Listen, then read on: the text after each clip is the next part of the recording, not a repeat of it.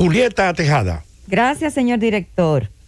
Fíjense, la actual Cámara de Cuentas de la República Dominicana pues se enfrenta a una nueva demanda de interpelación que el bloque de senadores del Partido Revolucionario Moderno pues ha presentado y entregado al Senado para que pues conozca de esta interpelación que el PRM, es decir, el Partido Revolucionario Moderno, pues entiende que el presidente Hugo Álvarez debe de informar al país, dar los detalles de por qué la demora en la entrega de las auditorías forenses, que es importante precisar que son auditorías forenses las que en el año 2017 el Procurador General de la República de ese entonces, el magistrado Jean Alain Rodríguez, pues le solicitó a ese órgano con respecto a las obras que construyó en el país la empresa Odebrecht. La iniciativa está muy motivada por la senadora Farideh Raful, quien entiende que el presidente de la Cámara de Cuentas debe de decir a qué se debe esa demora, motivada en cierta parte porque el propio presidente Hugo Álvarez de la Cámara de Cuentas pues ya había anunciado que iba a presentar en el mes de septiembre que acaba de finalizar, o que ya han pasado 15 días a partir de que finalizó septiembre. Él había anunciado que para finales de ese mes pues él iba a entregar. Parece que el presidente Hugo Álvarez, o mejor dicho, la Cámara de Cuentas en su pleno, ha tenido dificultades para llevar a cabo estas auditorías, pues debemos recordar que en el año 2019, es decir, el año pasado, él también había dicho al país que prácticamente estas auditorías estaban ya todas listas y que estaban en la fase de revisión legal de las mismas. Estamos hablando de 17 obras que fueron contratadas por el Estado para que Odebrecht pues la construyera. Sí, estamos hablando de un número importante de obras si tomamos en cuenta que son auditorías forenses, no son auditorías administrativas. Entonces, las auditorías forenses pues llevan otro procedimiento mucho más delicado, mucho más profundo, toca más aspectos, no solamente lo que tiene que ver con la parte administrativa, tiene que recolectar suficientes evidencias. Para recolectar esas evidencias, los auditores tienen que revisar documentación, tienen que realizar entrevistas de nuevo a todas las partes involucradas, tienen que hacer análisis de datos, tienen que hacer descensos en los lugares donde se construyeron esas obras para también de manera visual auscultarla, hacer levantamientos físicos de las mismas, en fin, que estas auditorías forenses pues tienen unas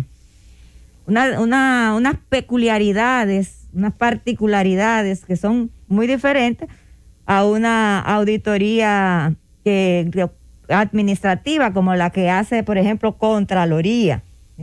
Estamos hablando de un proceso mucho más profundo, mucho más amplio, porque solo de esa manera, con este tipo de auditoría, pues se puede determinar si realmente hubo fraude, que es lo que al final se persigue con esto, ¿verdad?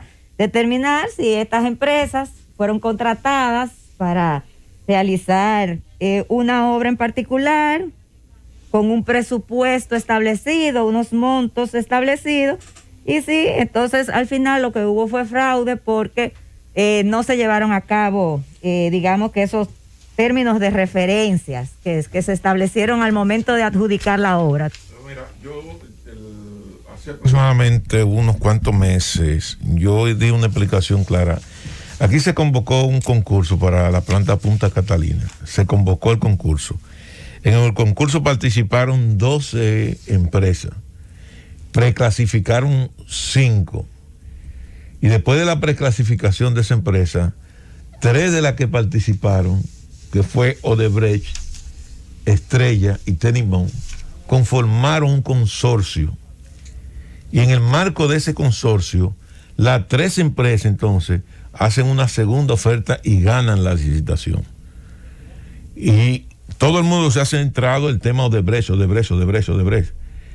Es que más que Odebrecht tú tienes el tema también Tecnimont, que es una empresa italiana, y tiene el tema también de Estrella, que es una empresa dominicana, y tiene el caso de Odebrecht, que es una empresa brasileña, y las 3 empresas te conforman el consorcio y participan y ganan el consorcio.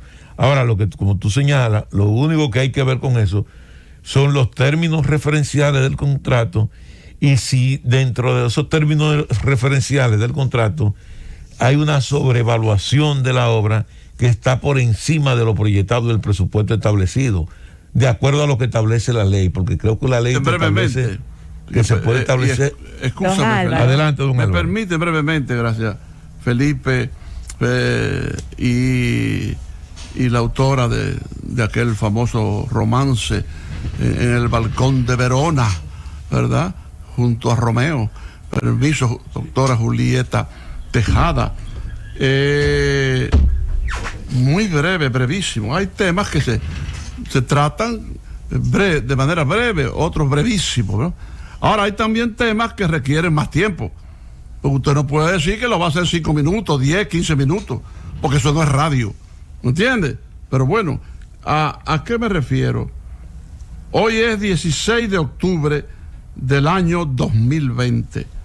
Son las 9:44. Apunten ese detalle, porque el señor Arbelo en este momento les dice que el caso Odebrecht no tiene solución. Así es. Yo estoy de acuerdo con usted, don Álvaro.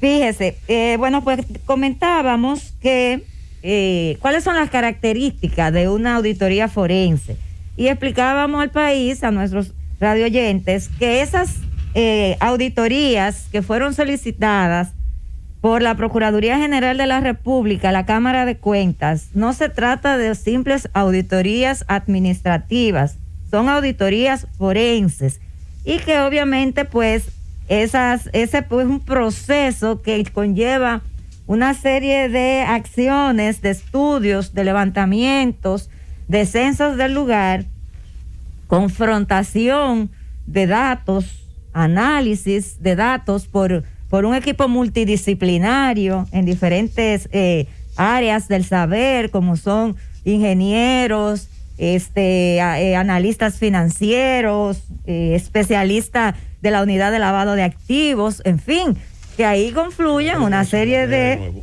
profesionales que luego de que se hace todo ese levantamiento, que se va a los lugares y se hacen los descensos del lugar, entonces tienen que analizar toda la información recabada. No obstante, entendemos que ha pasado un tiempo más que prudente para que quizás ya el país hoy conozca cuáles son los resultados de esas auditorías forenses a esas 17 obras, porque no solamente está, como señala tú, Felipe, no solamente se trata de Punta Catalina, aunque sabemos que pues hay muchos intereses en torno a esta planta, y el propio don Álvaro Arbelo pues lo ha reiterado en muchas oportunidades en el programa, porque no nos podemos tampoco hacer, ¿verdad?, los tontos. Hay muchos intereses alrededor de Punta Catalina. Ahora estamos hablando que son 17 obras, no solamente se trata de Punta Catalina. Entonces, lo cierto es que, bueno, el pleno de la Cámara de Cuentas, porque no solamente se va a interpelar al presidente, al señor Hugo Álvarez, sino que se van a interpelar a todos los miembros de este importante órgano de control, extrapoder, que, bueno, tendrán que, una vez el Senado, en la próxima semana, creo que está pautado conocerlo en sesión, ese pedimento del PRM el próximo miércoles 21, pues tendrá que fijar fecha para proceder con esa interpelación, y estos miembros de la Cámara de Cuentas pues tendrán que rendir un informe al país, decir a qué se debe, por qué se han demorado tanto, quizás, quién sabe, de repente para cuando les toque ir al Senado, pues ya ellos habrán depositado esas auditorías. Eso también puede suceder. Pero lo cierto es que en este momento el presidente de la Cámara de Cuentas pues se encuentra en una situación muy delicada. Nosotros vemos que está en una situación muy complicada, porque la verdad es que desde que asumieron las nuevas autoridades el 16 de agosto de este año, pues el presidente de la Cámara de Cuentas pues ha estado expuesto a una serie de cuestionamientos que vienen desde el presidente de la República, que es algo ya que, por ser el presidente de la República quien hace estos cuestionamientos y que además los ha reiterado en diferentes oportunidades, pues tienen un significado mayor, tienen una connotación diferente, y que pues no podemos pasar por alto. Es decir, han habido acusaciones de parte del presidente de la República importantes, o señalamientos, prefiero disculparme con el término en vez de acusaciones, señalamientos importantes a la gestión de este órgano que es la Cámara de Cuentas, tanto que, bueno, pues el propio Hugo Álvarez, a partir de la última locución que tuvo el señor presidente de la República, que ofreció al país, pues decidió o anunció que iba a presentar su renuncia. No sabemos qué ha pasado a partir de ese momento, porque la renuncia no se ha materializado. En ese interín, la señora directora de Ética Gubernamental, la doctora Ortiz Bosch, pues opinó que a su juicio él no debía de renunciar, puesto que esto podía pues retrasar el proceso de las auditorías. Ella se refería de la revisión de las declaraciones juradas de bienes que están en la Cámara de Cuentas y que estaba recibiendo ese órgano, que además es el tema que la doctora Ortiz Bosch pues está manejando y le está dando un seguimiento de manera muy particular.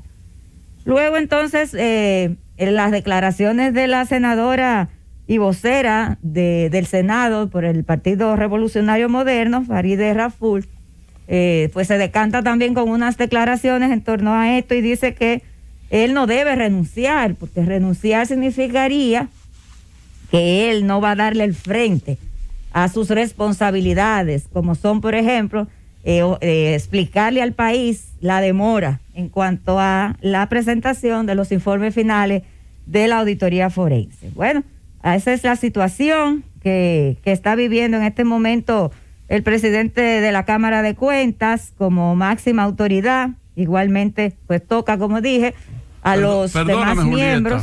Julieta, perdóname también brevemente. ¿Cómo no? Adelante. Hay cosas brevísimas, las hay breves y las hay un poco más de tiempo, ¿no? 5 minutos, 10, 15, depende, porque entonces se queda pendiente el oyente, y el oyente es la materia prima del programa, no puede quedarse en el aire, hay que tener cuidado con eso. Pero este es brevísimo, otra vez, Julieta, y escúchame.